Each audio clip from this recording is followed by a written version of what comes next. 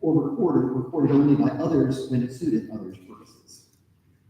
There's at least one more reason to do archaeological work at this site, but I'm going to hold that for the end and come back to the idea that, as we say in archaeology is good to think with. Before we get to these high-minded, big, broad anthropological and historical questions, though, we should do some things about the nitty-gritty of archaeological work and give some historical context to all these various lines of thought we try to bring together. So the project centers on the River Raisin settlement, which is underneath present-day Monroe, Michigan. It's about 40 miles south of either Detroit or Ann Arbor, as I've said, a 57-hour walk from here.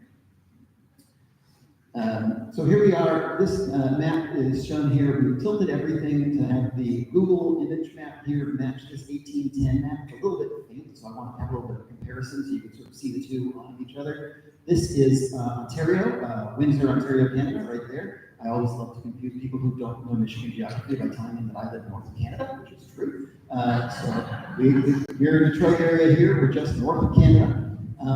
So that is this part of the map right there, Lake St. Clair and Lake Erie. There's Lake St. Clair and Lake Erie, and that's downtown Detroit. And the main part of what you can see on the street line, these big radiating lines, is from after 1806, the big fire, and they rebuilt the whole city on a new plan. But what I want to highlight in this, and we'll also talk about the context of the site, if you see these grid lines here and these grid lines here, this is, again, the map is turned. This is the same north-south, east-west grid that covers much of the Midwest, right? That's why all of our streets are straight east-west or straight north-south, usually at 1 mile intervals between the big roads, right? All of that has been laid out in the early 19th century by an American surveying system that was sort of imposed on the landscape to facilitate selling and parceling out the properties. But here in Detroit and in Monroe, we have underlying that, an earlier system that survives in the streetscape to this day. And you can see that here in the fact that the river, the streets in downtown Detroit, they don't quite match, even though you create these big radiating avenues, but the actual main streets, they're all tilted a bit. They all align with the river rather than north-south or east-west. And this bottom image here is actually the modern cadastral survey, so the modern legal property boundaries survey, which you can download and play with in computer mapping software like GIS, which I do a lot of work with. And you can see that grid of squares behind it that overlays everything else in Michigan. Then there's this weird, looks like spaghetti kind of right in the middle of it. This line here in the middle of it is the River Raisin, and all of these lines across it are private claims, earlier claims built on the French colonial model of the French long lot or ribbon farm system. The system where you have no roads, and so if you want to make a settlement, you do it on a river, and everyone gets a little slice of riverfront, and then their property extends back 2 or 3 miles in these long, skinny slices right from the river, so they have all the different kinds of resources available to them in all those different environments. That grid right there is shown on this map here, and it still survives as the present-day street structure of downtown Monroe. All of the streets in Monroe are just a little bit of an angle from the actual grid that goes everywhere else. And all these weird spots where there's like triangular pieces of property in order to make them all work. You've seen me, right? So that's what I talked about here. Modern cadastral survey. Okay. So, River Raisin, settled largely by French-descended Detroiters in the 1780s, some 20 years after French Canada became British following the 7 Years' War. Also, I think it's funny that it is started almost exactly at the same time that the Fort St. Joseph was abandoned here. Connected probably because they were both influenced by the Revolutionary War, not connected in that there's some sort of conspiracy amongst French-descended people to move around in some particular way. But I think it's interesting that we sort of pick up the story of 18th century French colonial archaeology in Michigan, right where Fort St. Joseph leaves it off. So French Canada became British following the 7 Years' War, and the river was originally named the Sturgeon River by its first settlers, which were, of course, the native nations, of which we have ample evidence dating back at least to the Archaic period. In the late 18th century, this was home to the Potawatomi, with whom the French arrivals had long had contact and from whom permission to settle at the site was obtained. They didn't ask permission of the US government. They didn't ask permission of the British government. They sure didn't ask permission of the French government. They asked permission of the Convoy. This is probably partly because we talk a long time about historical stuff, but it's in that weird period where this part of the world is controlled by the British, but should have been ceded to the Americans after the Revolutionary War. The British didn't leave for a decade. So, a bit of a power vacuum, and that's what's in the moving around here happens.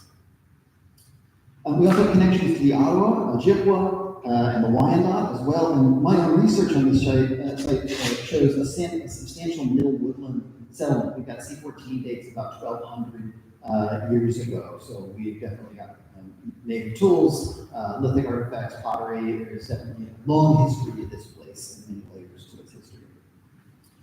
By 1793, there were over 400 French, Métis, and Anglo families in the area, a relatively isolated settlement 2 days south of Detroit and a day north of the settlements of the Maumee River, which is present-day Toledo.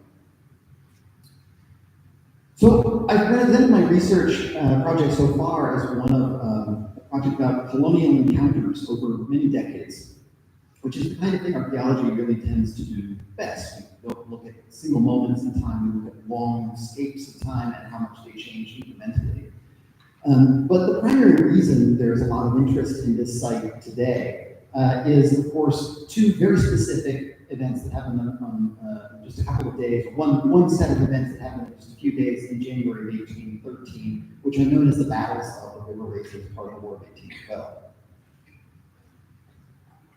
So the War of 1812 in the Great Lakes region began in July of 1812 and with U.S. General Hull's invasion of Upper Canada. That's right, the last time the U.S. invaded Canada. From Detroit, south of Canada, Hull took his forces and tried to take Fort Malden, which is the British main fort in the area. Since I was just talking about this strange period where the U.S. Did not actually have control over these lands, I should say this is after that. The British did leave in 1796, and so this is all controlled by the Americans, and this is all controlled by the British. Hull attempted to take Fort Malden as part of a planned three-pronged invasion of Canada, the others being at Niagara and on Quebec. The timing of these events, however, was off, and after the fall of the U.S. positions in northern Michigan at Mackinac, Hull retreated back across the Detroit River, which the British immediately besieged. I imagine some of you have been to Mackinac Island, and if you feel like going for a long walk up behind the fort, you'll get to a site which is marked by a historical marker about a quarter mile or so behind there, that is the site of the first battle of the War of 1812 in this part of the world, which was a very small battle. The British, in part of which the British took the fort from behind.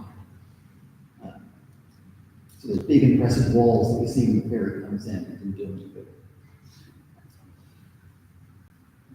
Hull surrendered to the British and their native allies in August of 1812, issuing orders for the surrender of the entirety of Michigan territory. The River Raisin settlement, which is shown on this map as Frenchtown, which is a slightly pejorative name that the Anglos who came later gave to the settlement full of French people in the 1820s and 1830s. As of that moment, after Hull's surrender, this became the front line of the War of 1812, the furthest south outpost of the British defensive line. This is a really nice thanks to River Raisin National Battlefield Park, who I get to thank, could not do this project without them. The National Park has commissioned a number of really interesting historical paintings trying to recreate parts of this site based on various documents, and so we're going to try to add some archaeology to that. We'll talk about this. This is a really nice picture of what the core of the Lower River Raisin settlement looked like.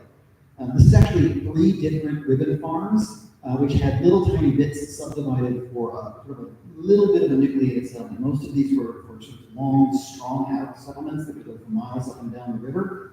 Sometimes we had folks who were just merchants and who weren't farming, or a blacksmith, or something like that, or people who wanted to live near their families, and so they would subdivide had these bunch of all together. So you get this kind of core area of 20 or 15, 20 or 30 buildings all together, surrounded by a fence that we'll talk about in a minute. So on January 18th, a group of 650 soldiers of the 1st and 5th Kentucky Volunteer Militia Regiments advanced towards the British encampment on River Raisin, near which they were joined by as many as 100 of the French-speaking locals.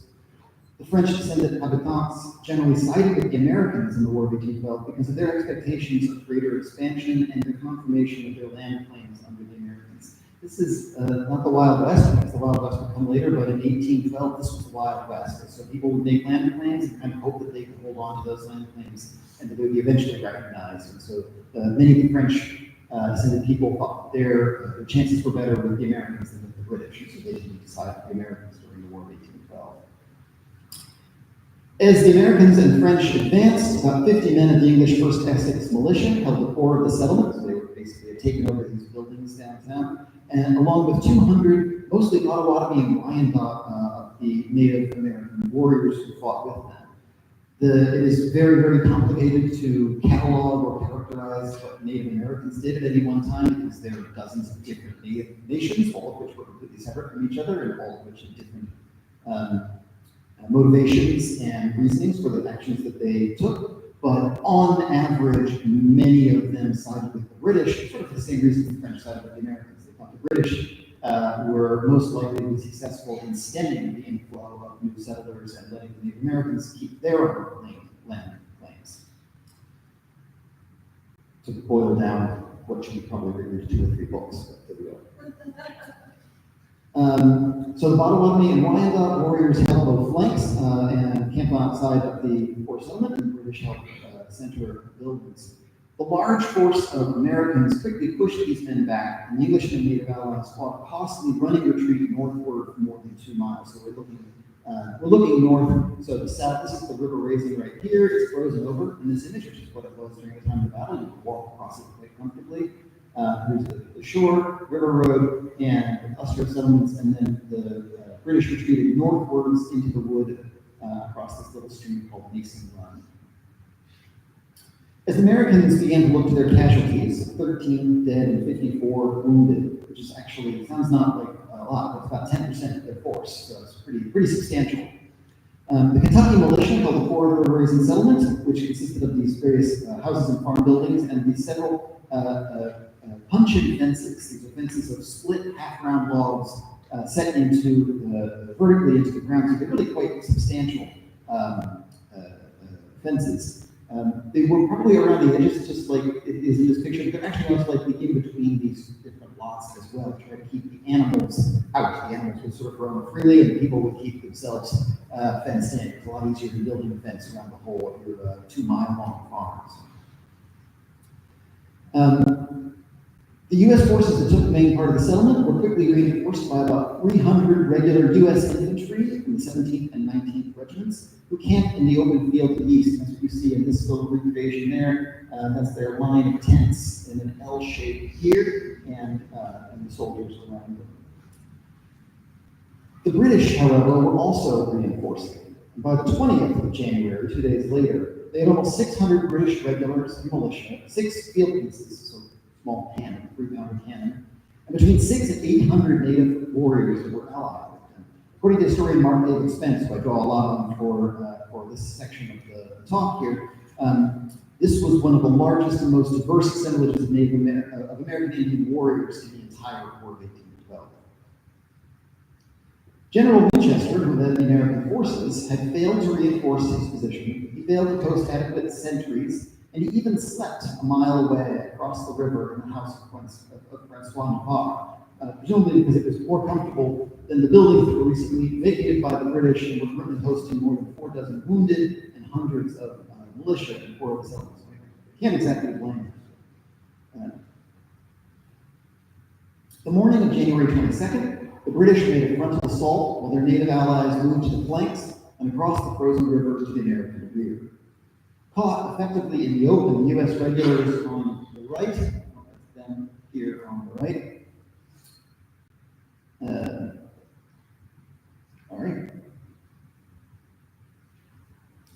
U.S. regulars on the right flank were shredded by cannon fire and were quickly routed, fleeing back across the south across the frozen river.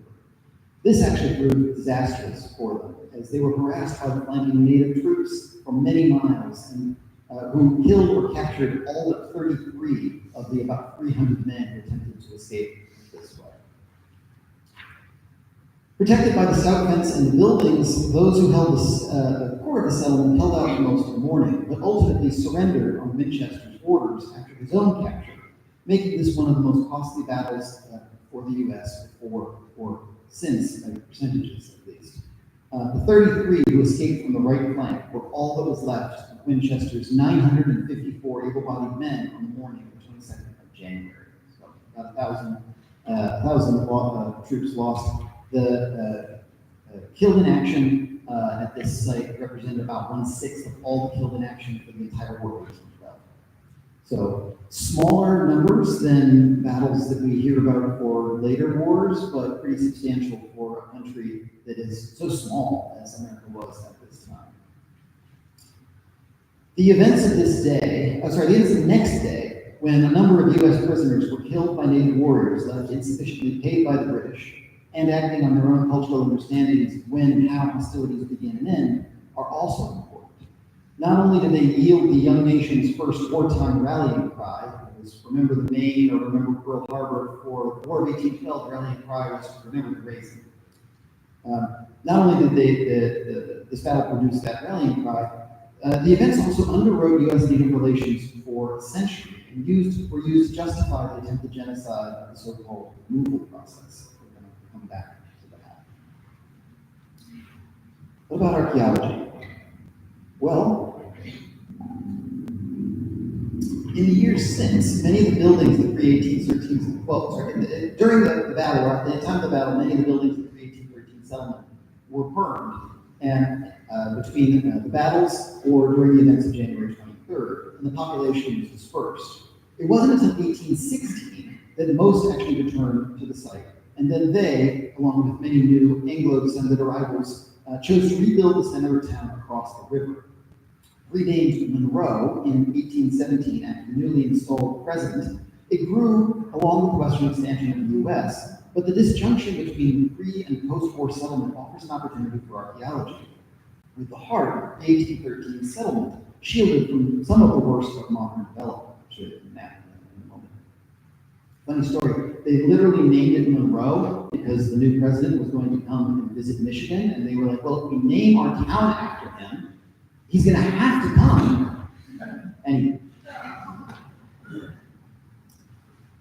Despite the American loss, commemorations of the battle and interest in the battlefield site increased from the late 19th to the middle of the 20th century. This is a picture of a reunion in 1871 of survivors, veterans of the battle. There's George Custer, who's subject to the whole other set of lectures. We won't go into that today.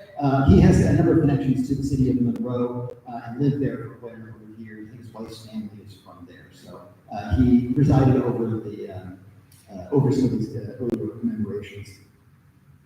By the time of the 1962 sesquicentennial of the war, efforts began to create a park on the site, even though much of it was dominated by buildings from two giant paper mills, the Union Camp and Monroe Paper Company paper mill. It's one of them right there.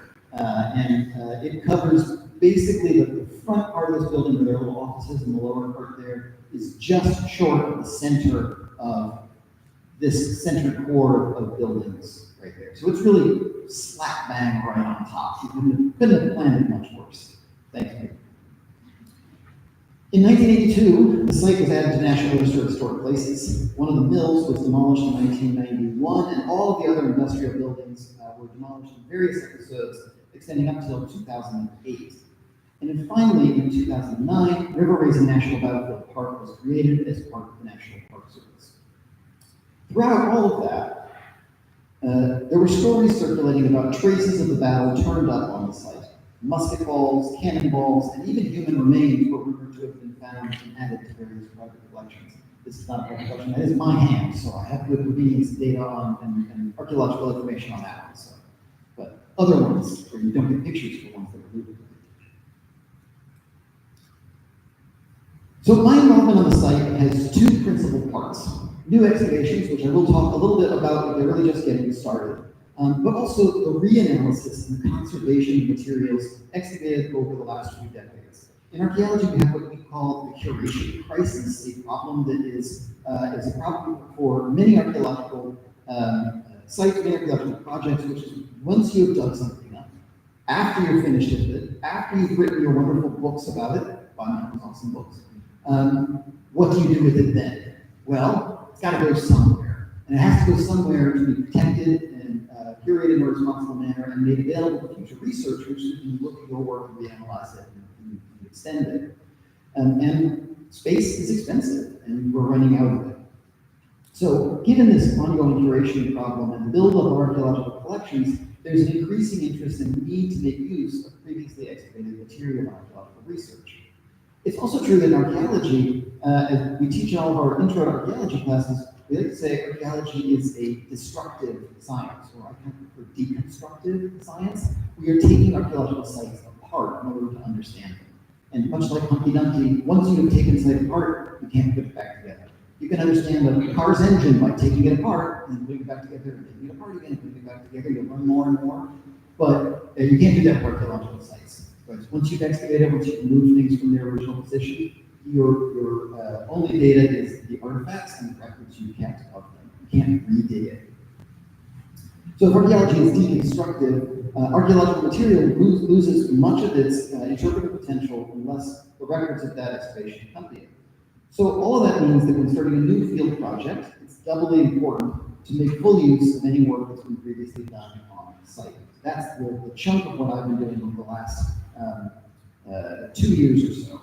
Between 1971 and 2010, there have been a series of better documented excavations and collections on the site, other than the I Found a Cannonball or that way projects.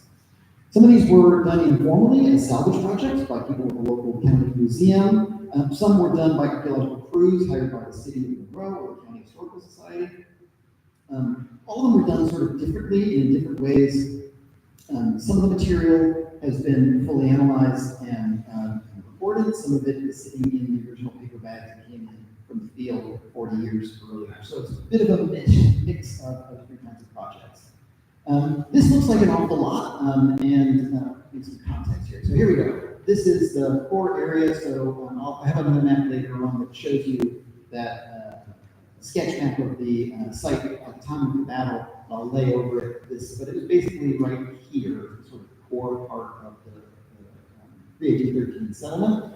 And then this is the main drag of downtown Monroe, where the shops on Main Street and things like that are over here. So, this was the center of things up until January of 1813, and then after that it became very much peripheral. And so that's part of why, although we've had a lot of things going on the site, buildings, the paper mill, it's not been developed and rebuilt or dug as many times as the places that are over here, where they're building much more quickly. So here we go. The different archaeological projects that are done, and that's that. Red box there is what we've got in this picture. This looks like an awful lot, and some of it was really substantial projects. A lot of it was much smaller scale than it looks like here. The big shapes here are metal detector surveys, so they used a metal detector and recorded what came from each 10-meter block, something like that. All of these dots are lovely, so you can actually see them on this map. But though on this map they are probably 10-foot wide dots, but they represent a 40 or 50 centimeter, we call them shovel test pits. So very quickly, informally excavated excavations, little tiny round holes spread widely across the site to get a picture of what's going on underground, and you don't have time to dig the whole thing. Some of these are areas which were just done surface collection. You just walked along the field and saw what there was and picked it up. And this was probably the most productive one. This is actually a telephone trench put in 1977 to clip a couple of the pre-1813 house foundations.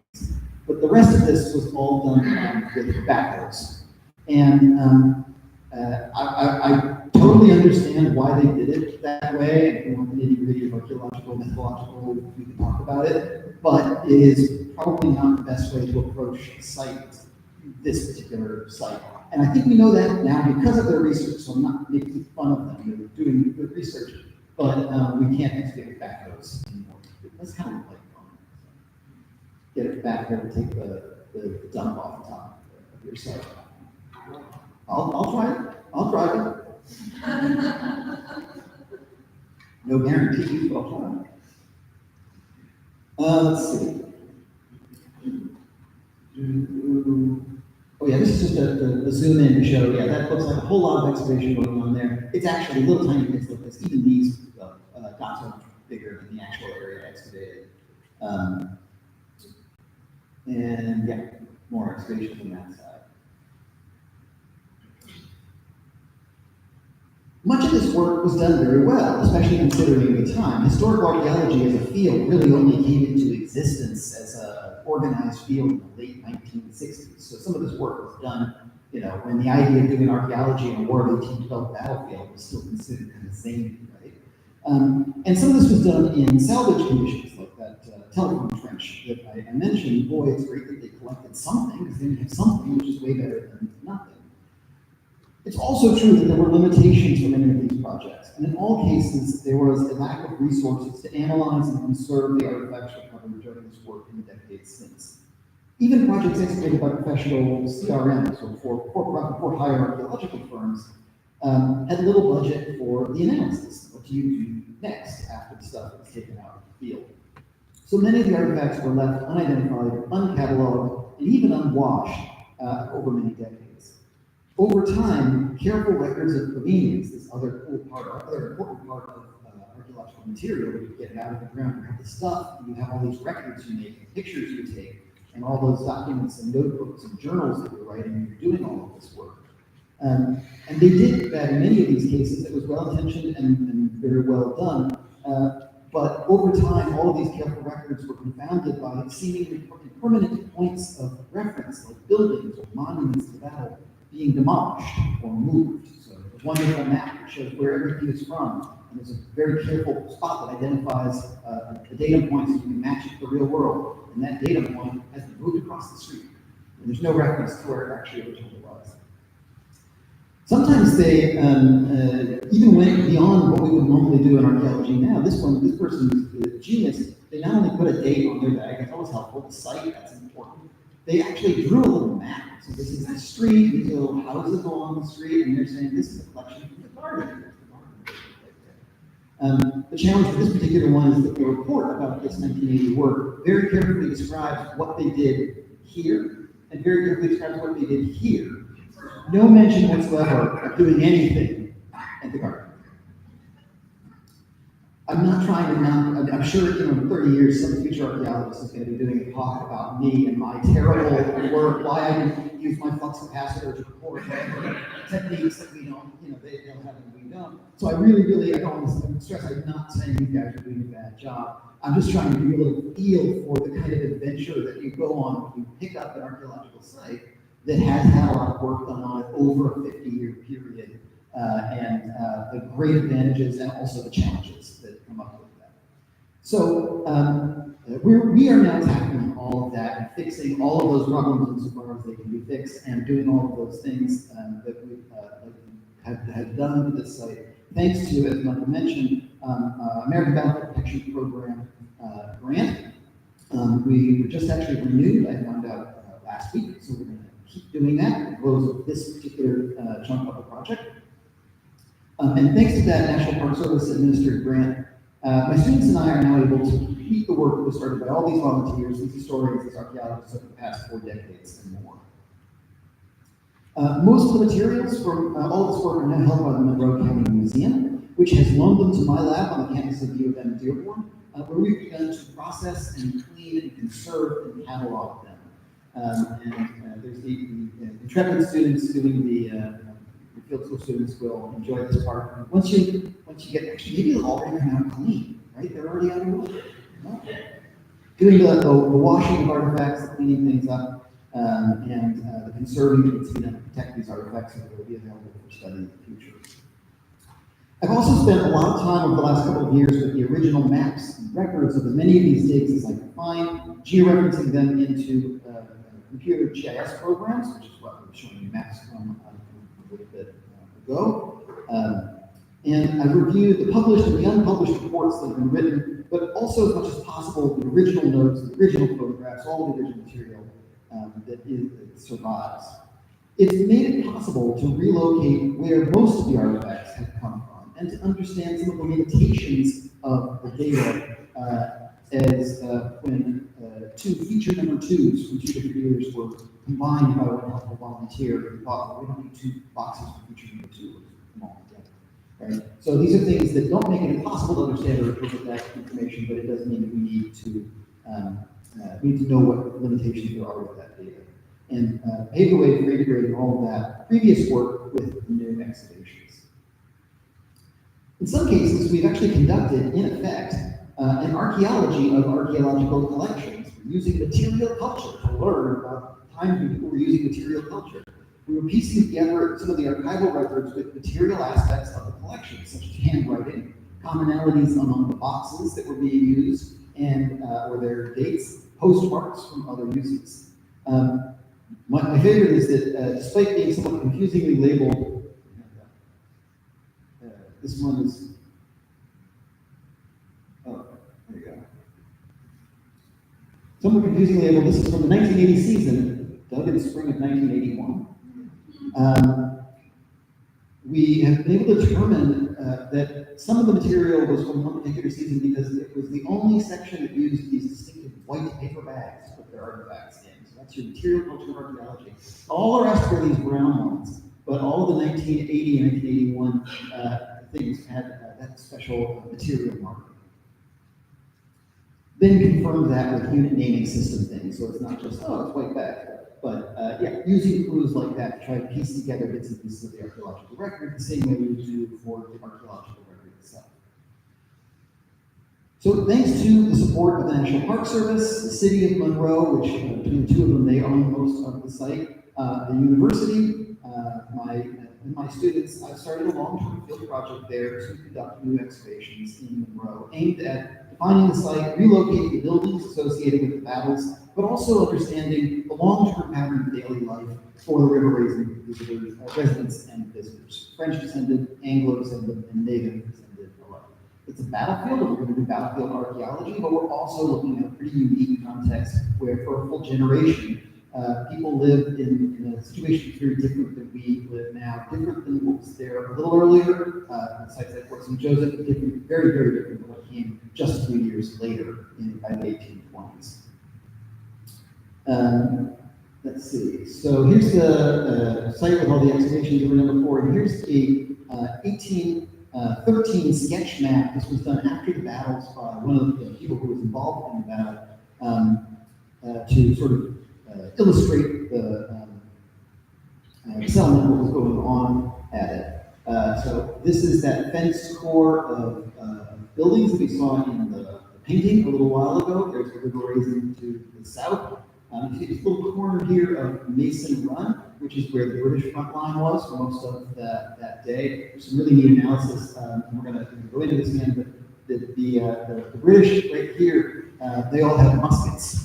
And muskets are great for firing very, very quickly, but they're lousy at accuracy and range. The Americans who were staying behind here were the Kentucky Rifle Regiment. And so they had rifles, which were very slow and cumbersome to load, but they're very, very much more accurate at twice the distance. So the British kept hiding in this little depression by the stream there, and they would come charging out across the field, and the Americans would pick off a few of the officers, and the British would go back. And they just sort of did that a whole bunch of times until the Americans were starting to run out of ammunition. So, and it go through that. So here's that core of the downtown settlement. We're digging right at the moment, basically on this property line here between these two different farms. What are we finding? Well, lots and lots of stuff.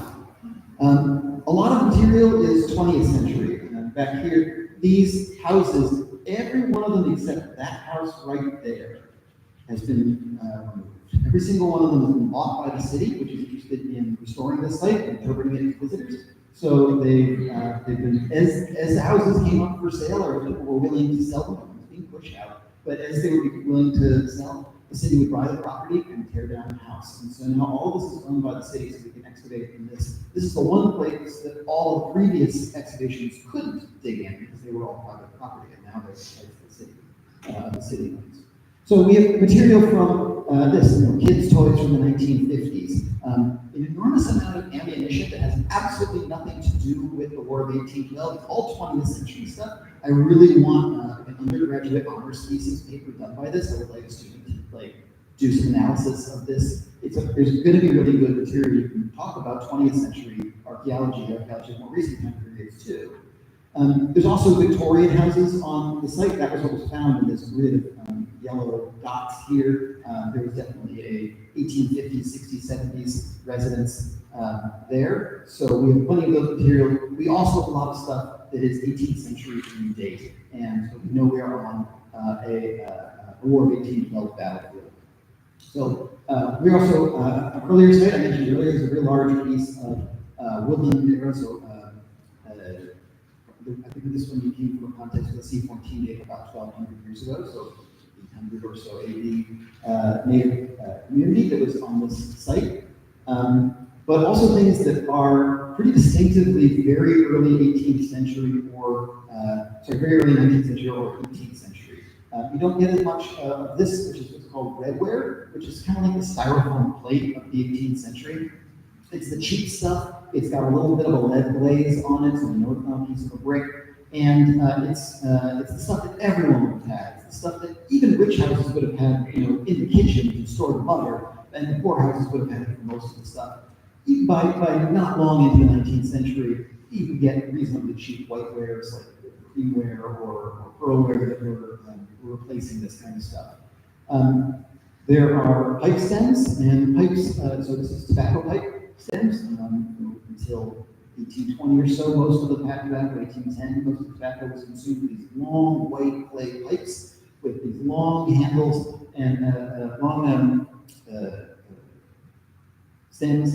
And as the end got kind of clogged up, you just stamp it off, toss it over your shoulder, and they become very much like the cigarette butts of the 18th century. They're consumed everywhere on 18th century sites. So factory turns footwear, particular kinds of ceramics with sort of a very familiar decoration pattern that we know dates to about this time period. So we know we're in the right place. We just haven't hit those foundations quite yet. The other thing we've got is most definitely a number of musket balls and rifle balls and buckshot balls. So that's what we're looking at here. This little white spot there is when it actually got knocked with the trowel when it was being excavated. It's a little raised bump on a musket ball called the sprue. So you would make a musket ball by melting lead.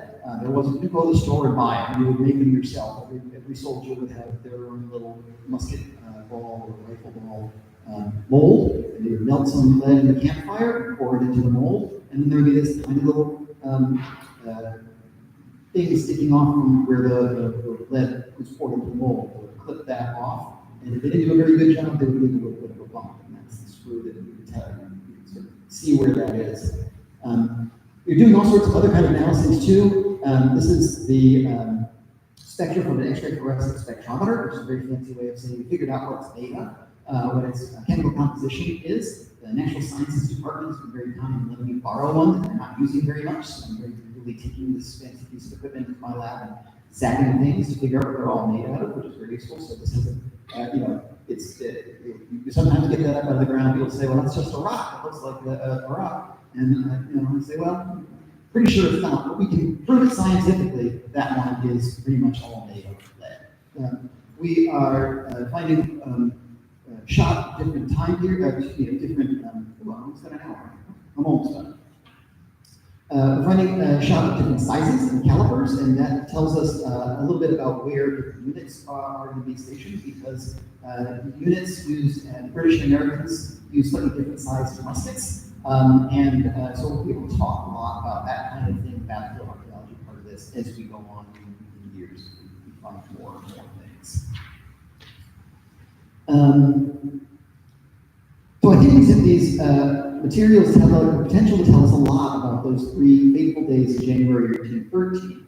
Despite the historical interest in these events and many publications about it, accounts of the battle are often contradictory, just in retrospect, especially by the victors. But as I say to visitors, archaeology is more about patterns than single exciting finds, and as a consequence of the events of the battle, the archaeological signature is relatively faint compared to the 3 decades of of settlement by the French and the English, not to mention the millennium of settlement of native peoples who lived in there. So while this will be partly a battlefield archaeology project, it'll also be a settlement archaeology project, and even a household archaeology project, looking at economic, social, ideological patterns. The library will be closing in 30 minutes. The lab will be closing in 15 minutes. I thought I was about to I'll go. So this also brings me back to the last reason to do archaeology on this site that I alluded to earlier, that archaeology is good to think with. So among archaeologists, this phrase points out that focusing on material culture, which we have to do, since that's usually all we've got, helps us see things differently. The saying is, makes the familiar strange, and therefore helps us approach it from new standpoints without preconceptions.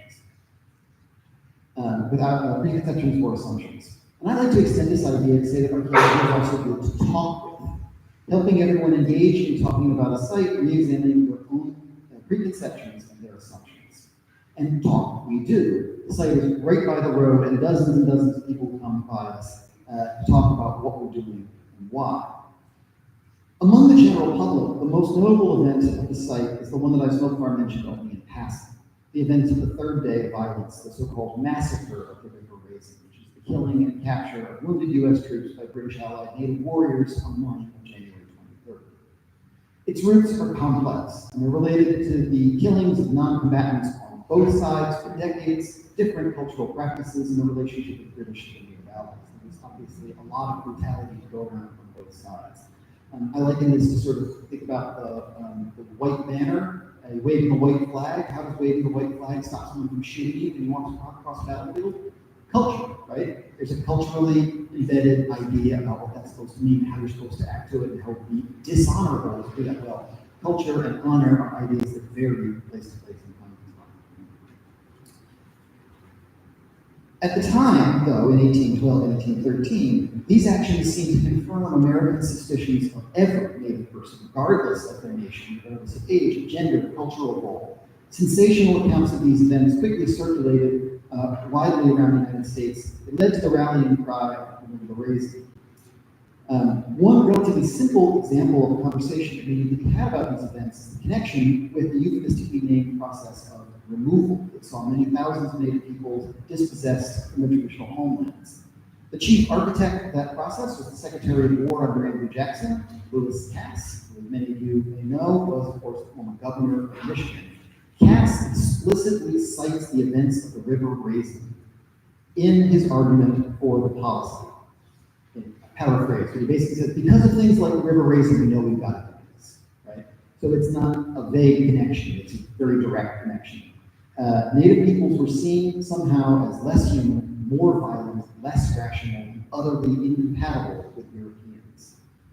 These accounts still pop up today, sometimes uncritically, sometimes calling this an atrocity, or talk about the ruthless killings. I think all the killings were probably pretty ruthless. And embellishing the story with details not present in contemporary narratives. Since the events of this battle were key to the misrepresentation of Native people that structured U.S.-Native relations in the 19th century and persists today, the site, its proper context, and its evidence of the actual events would be important to correct. Moreover, this site would be good to talk with. Conducting this work now is a chance for bringing together sometimes widely divergent groups, Native communities, veterans groups, heritage groups, National Park Service employees, even academics together at the same table. Sometimes the general public who know of the site of the so-called massacre only in these relatively simple terms, much like other myths of the early republic. The chance find of a musket ball or a rifle ball, the fallen remains of a 220-year-old meal, the material culture of daily life, for habitant and warrior alike, I think can become a starting point for conversation that leads to a deeper, more complex, and more accurate understanding of the site and its role in this formative period in the histories of the Native, French, and English peoples.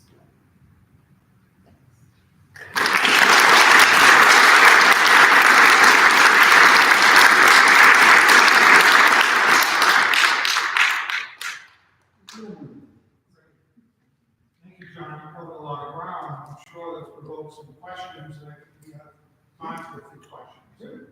I'll let you call on people as they raise their hand.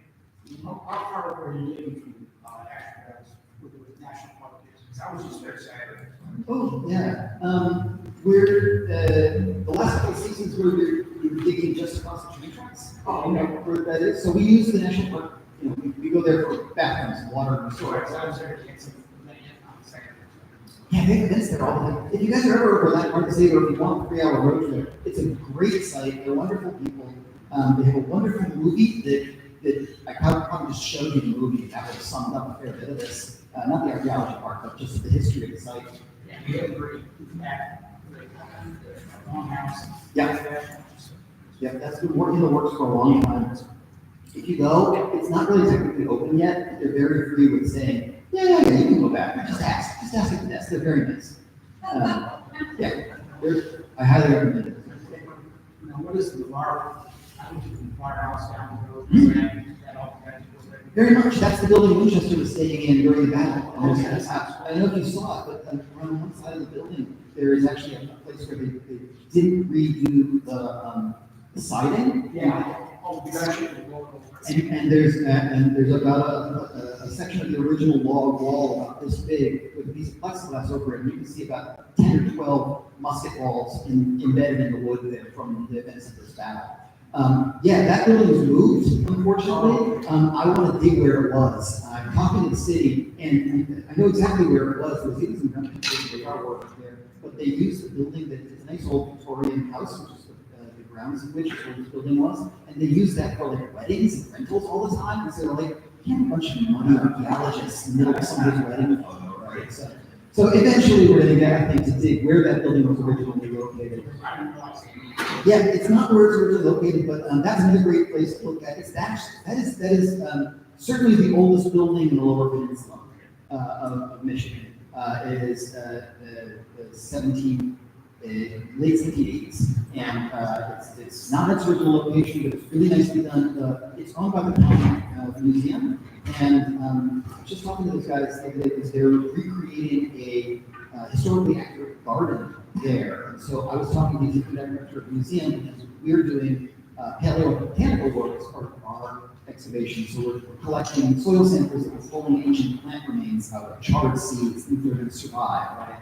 If you char something, it'll last pretty much indefinitely. So my paleobotanist is looking for comparisons to figure out what it is we've actually done. That's analysis is ongoing. So yeah, another great site.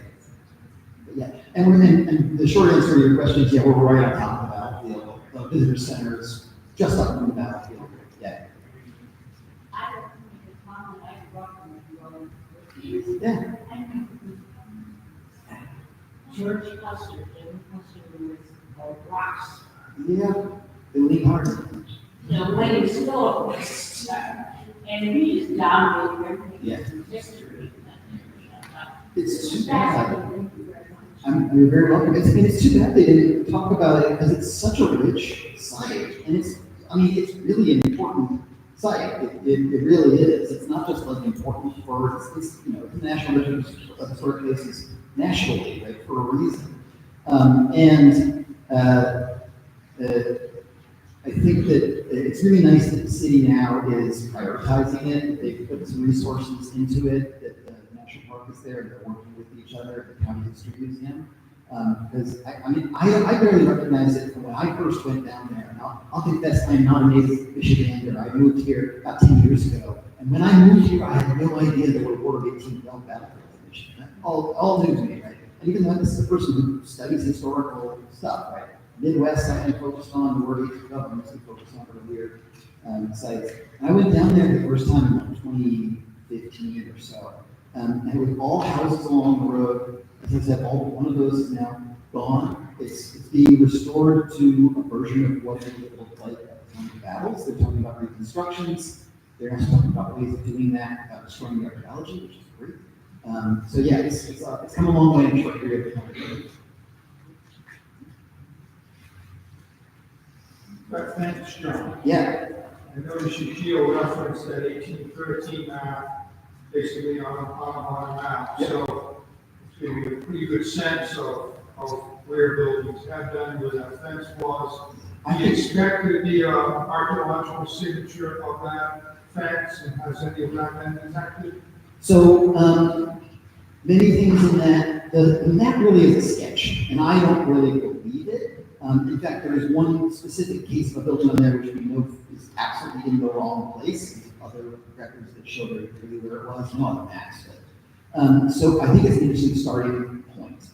I've also just recently gone through and used the modern cadastral survey to download the computer map, basically using computer mapping software. And after the war, they made claims. The people who lived there claimed, before the war, they made claims for their land to be confirmed because it was settled before the Americans were in charge. They had to go to the American government and say, well, I've lived on this farm for 20 years. It's this many feet by this many feet, and all of that's recorded. And I used that to reconstruct the parcels a little more precisely. So between those two things, I think we can get a lot closer. The new grant we've got also has ground penetrating radar plan for it, so I think that would help us. Your specific question about the fence, the one claim, again, I'm not making fun of previous archaeologists, but there was an archaeologist who did some work there in 1998 who says that he found traces of the puncheon fence in the bottom backhoe trench. It was 2 post molds, and I'm totally willing to say that's a great hypothesis we should study. I don't think that 2 post molds are a fence yet. So I think, should, I mean, the way to fill it should leave an archaeological trace, unless it's just been machined down. I'm getting stratigraphy in some areas at least, so I think there's places where it's not. Okay, I'm sure John will hang around for questions. I know that we're going to be out of here in a little bit, but let's thank John again for that wonderful lecture.